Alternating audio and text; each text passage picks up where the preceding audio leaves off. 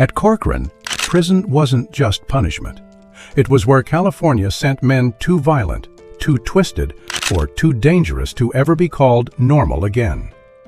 Behind those walls were serial killers, predators, and names that made entire communities panic.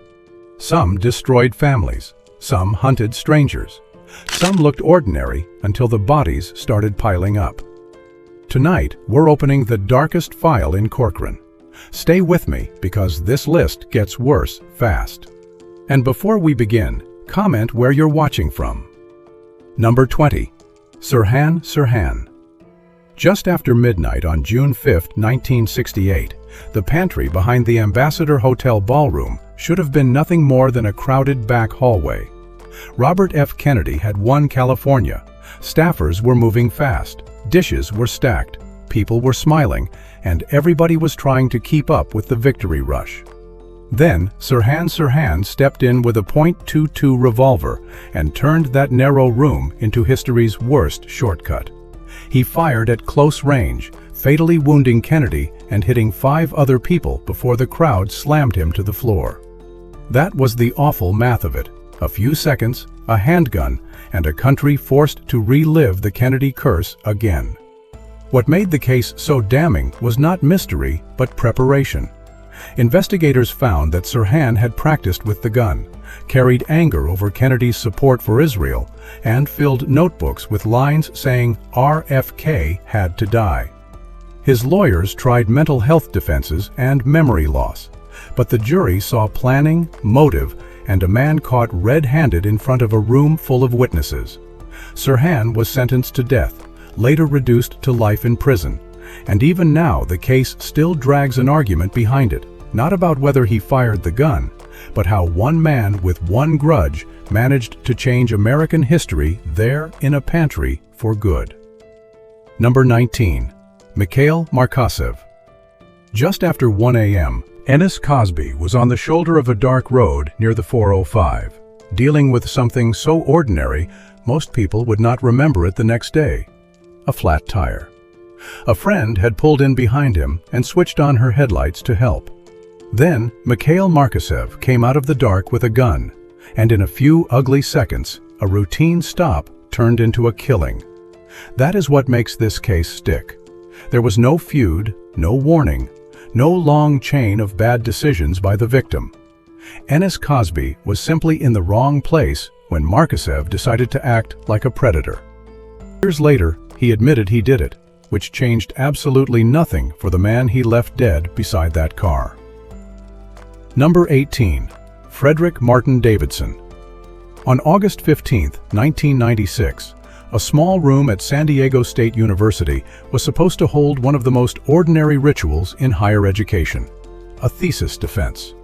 3 engineering professors sat at the table. Papers were ready. A few students were there to watch. It was the kind of meeting most people would forget by dinner. Frederick Martin Davidson made sure no one ever would. Earlier that day, Davidson hid a 9mm pistol and extra magazines inside a wall-mounted first aid box. That detail is almost too cruel to make up. A first aid box is where you keep things meant to stop a crisis. Davidson used it to begin one. When the defense started, he walked to the box, pulled out the gun, and opened fire. He killed Professors Chen Liang, D. Preston Lowry III, and Konstantinos Laurentsis. One tried to run. Another made it into a nearby room.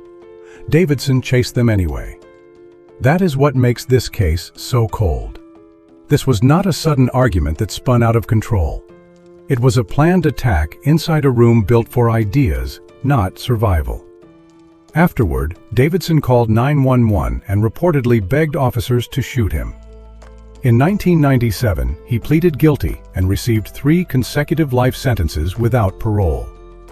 A thesis defense is supposed to decide whether your work passes. In this room, Davidson decided who lived long enough to leave. Number 17. George Wayne Smith. On an afternoon in Norco, California, a bank parking lot turned into a war zone before most people even knew a robbery had started. Patrol cars rolled in expecting a routine call. Instead, their windshields blew apart under rifle fire. That was George Wayne Smith's idea of a getaway. Smith was not a sloppy bank robber chasing quick cash. He was a former Army artilleryman, a survivalist, and the kind of man who thought if the world was falling apart, he might as well help it along. On May 9, 1980, he helped lead the robbery of a Security Pacific bank, but the money was almost beside the point. Smith and his crew came loaded for battle, and when the plan collapsed, they did not panic. They opened up. What followed was a running gunfight through streets, neighborhoods, and into the hills. Police cars were shredded. Officers, armed mostly with revolvers and shotguns, were badly outmatched. Deputy James Evans was killed. Several other officers were wounded. 2 of Smith's own partners died before it was over. That is why George Wayne Smith stands out. He did not just rob a bank. He turned a sunny California afternoon into a battlefield, then acted like that was a reasonable next step. The court gave him life without parole. For once, reality showed better judgment than he did. Number 16. Dana Ewell. On Easter Sunday in 1992, the Ewell home in Fresno looked like the kind of place where nothing should ever go wrong. It was large, quiet, wealthy, and by the end of that day, it held 3 bodies. Dana Ewell's father, Dale, his mother, Glee, and his sister, Tiffany, had all been shot inside their own home. At first, the scene looked like a burglary. Then detectives started noticing the problem. It looked a little too helpful, like somebody had arranged the mess and expected police to stop asking questions. There were no easy answers, just a dead family and a story that felt rehearsed. Dana was not at the house. He was away, safe, polished, and carrying the kind of alibi most criminals would happily buy off the shelf. He was also the one person who stood to gain the most. With his parents and sister gone, Dana became the only heir to a family fortune worth millions. Prosecutors said this was not a robbery gone bad. They said Dana planned the murders and had a friend do the shooting while he stayed far enough away to look clean. That argument worked. A jury convicted him of arranging the murders of the 3 people closest to him. Some killers lose control for a moment. Dana Ewell, prosecutors said, turned murder into financial planning. Number 15. Binh Thai Luc. When police entered the house on Houth Street in San Francisco, the first thing they noticed was not just the blood. It was the water. Someone had turned it on, left cleaning products out, and tried to blur the scene. But there was no cleaning up what waited inside. 5 members of the same family were dead. Prosecutors said the man responsible was Binh Thai Luc, a plumber who knew one of the victims, Vincent Lay. Their case was simple in the worst possible way. Luc went there for money, and the night ended in a massacre. Investigators said he beat, stabbed, and strangled the victims, then tried to wash away the evidence like that was somehow going to help. It did not. His fingerprint was found on a Windex bottle in the house. Vincent Lay's blood was found on Luc's jeans and in his car. Luc's own blood was found inside the home.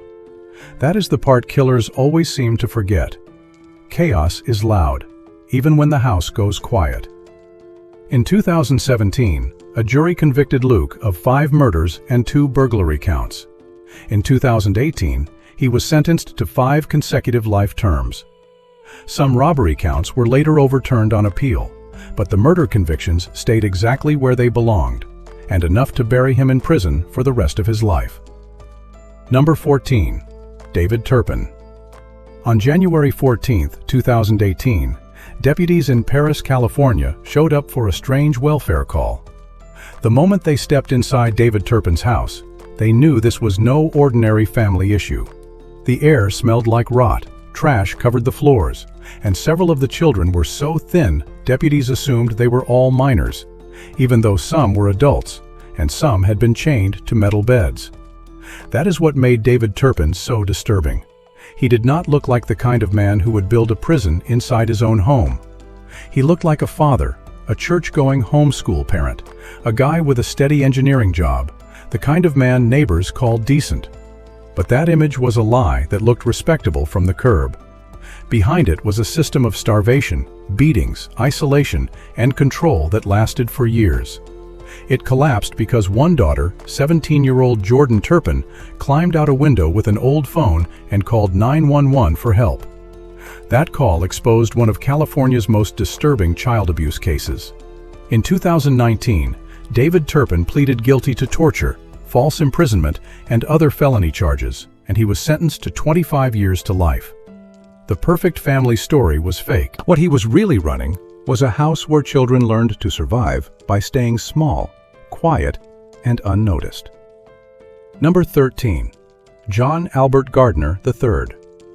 John Albert Gardner III did not fool some brilliant system. He got past a sloppy one.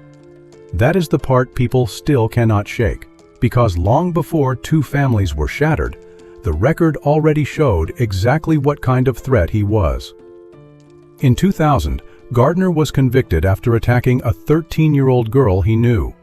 He went to prison, got out in 2005, and was still allowed to drift through life with warning labels all over him.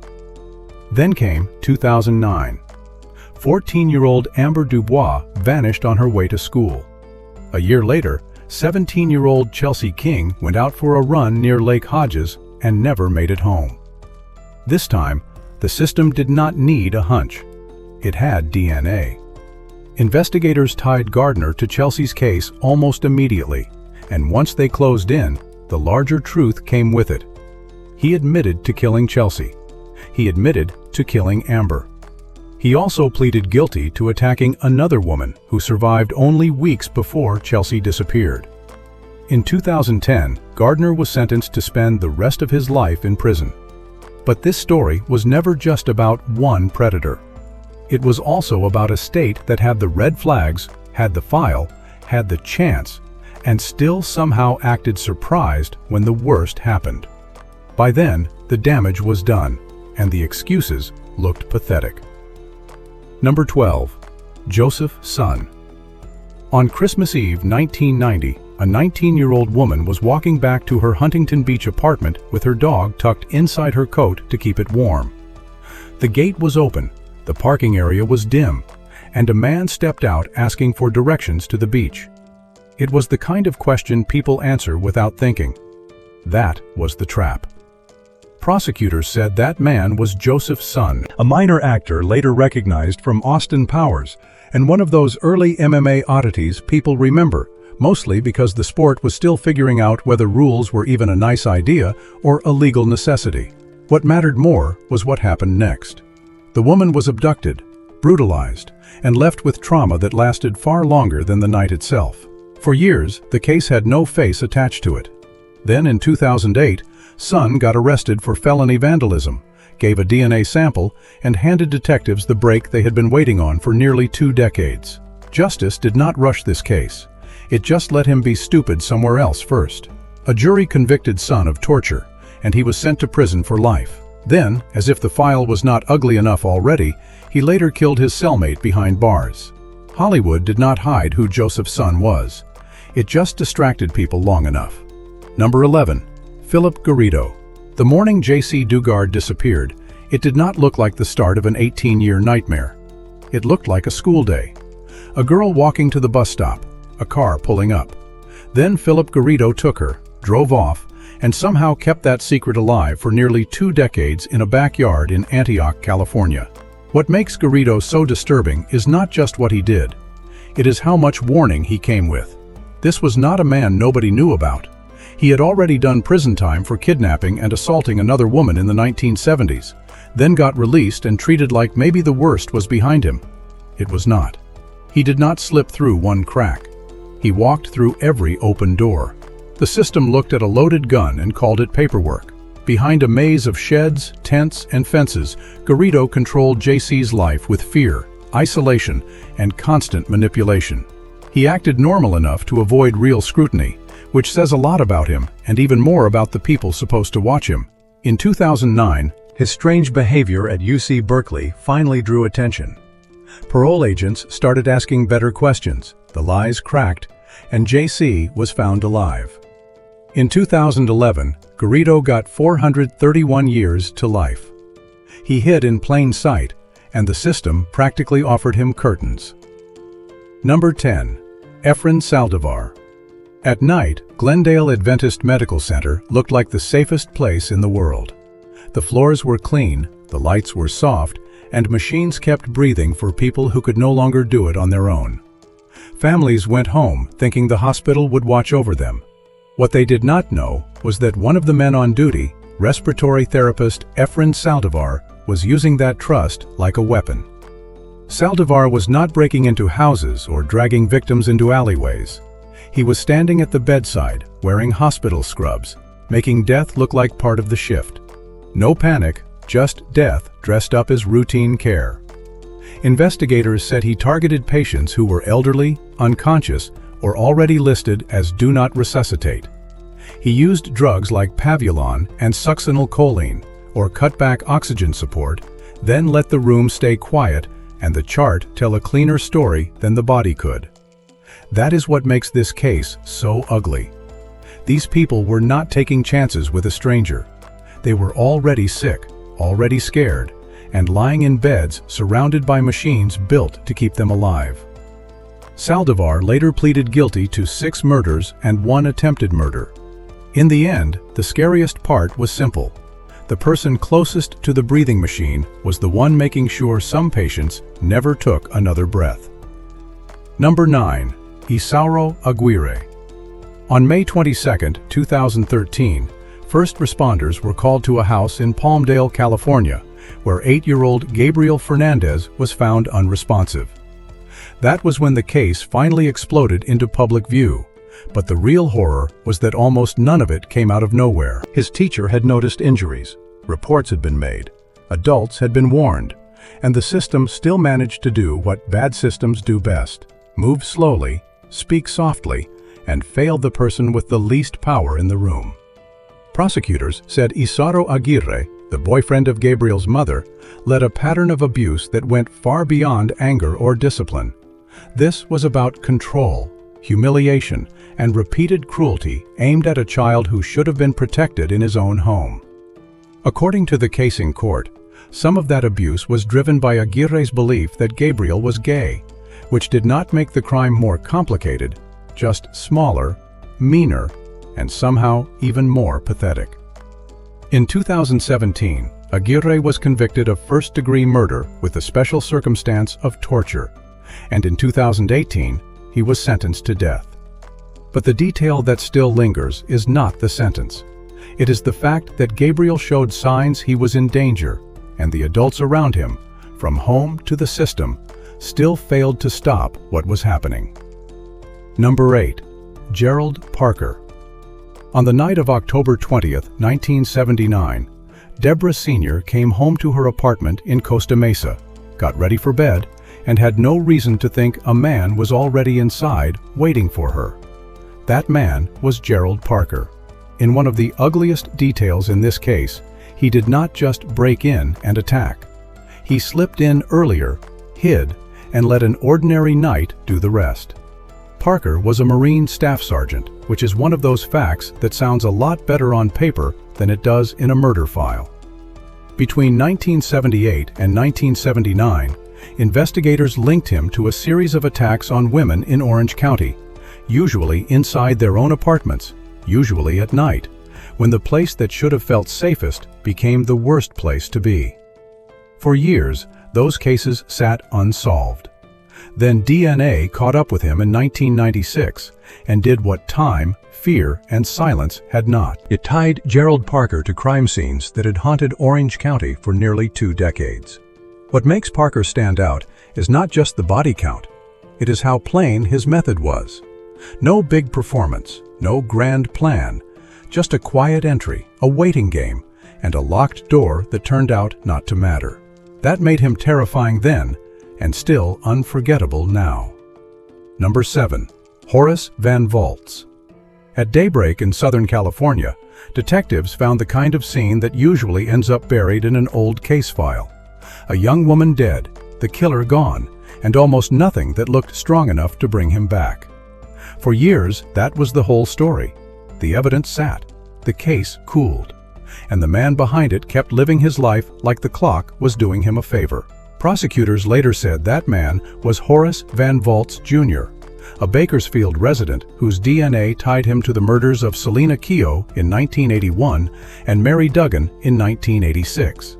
His DNA was also later connected to evidence in the Jana Roe case, a charge he had once beaten. That is what makes this case hit so hard. Vaultz may have thought time had erased the trail, when really it had just kept the file open. Decades later, investigators used genetic genealogy to follow the DNA back to him. He was arrested in 2019, convicted in 2022 of the Keogh and Duggan murders, and sentenced to 2 consecutive life terms without parole. No dramatic confession, no surprise witness, just old evidence, new science, and a case that stayed quiet long enough to come back and finish the job. Number 6. Juan Corona. Juan Corona's story started with a spot of ground that looked off. It was May 1971, near Yuba City, and deputies saw dirt that seemed too fresh, too soft, too carefully patted down. They dug once and found a body.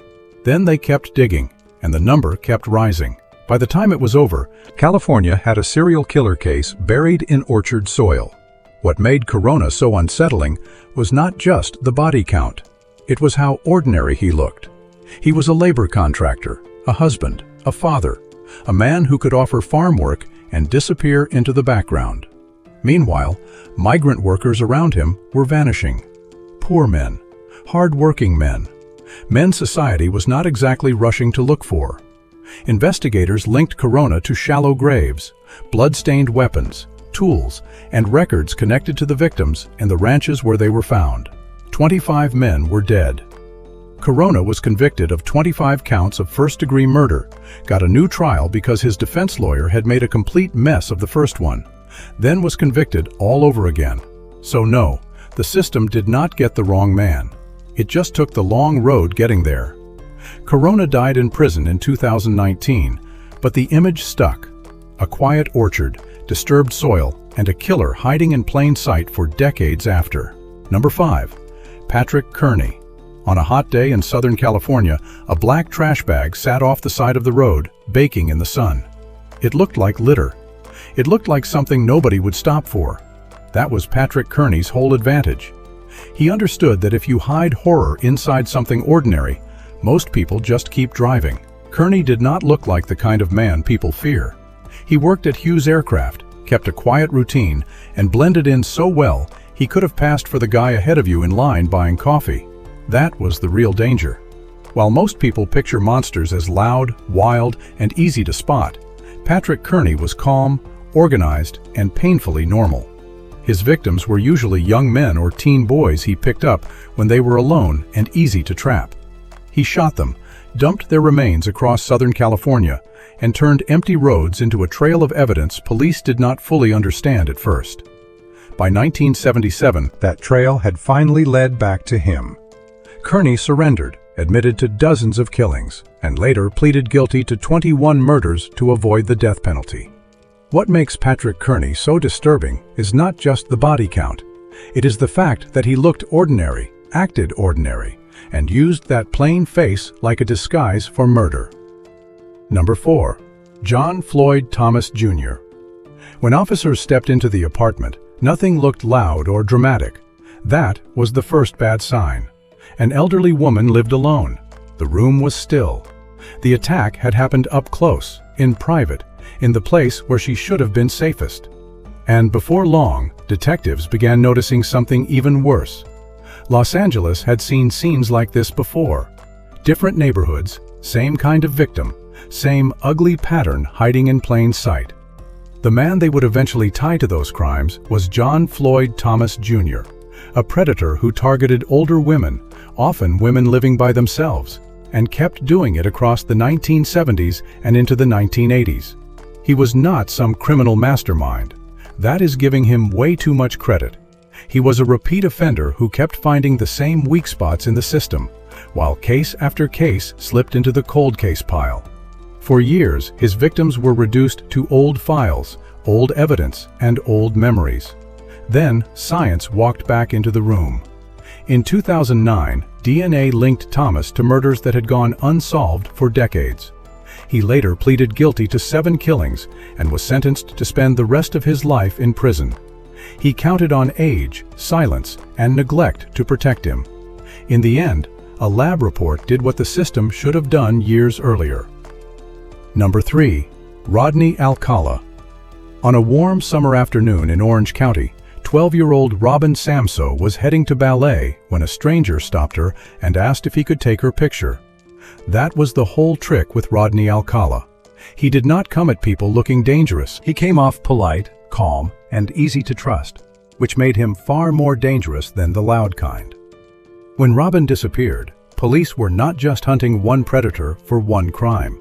They were getting close to a man who had been slipping past the system for years. Alcala used a camera like other men use a business card. He used charm, small talk, and fake warmth to get women and girls close enough to trap.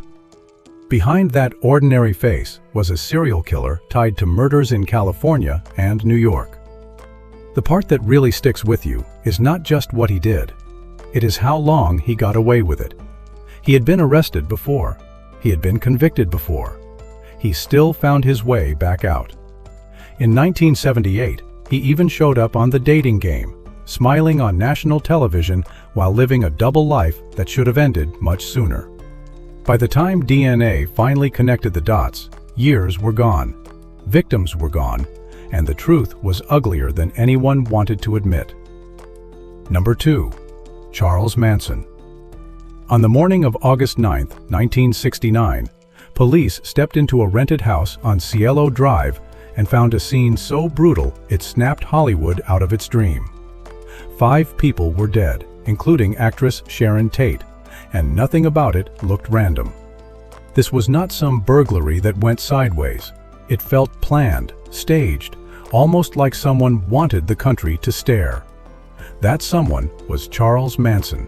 He was a failed musician, a lifelong criminal, and the kind of drifter most people would dismiss in 5 seconds.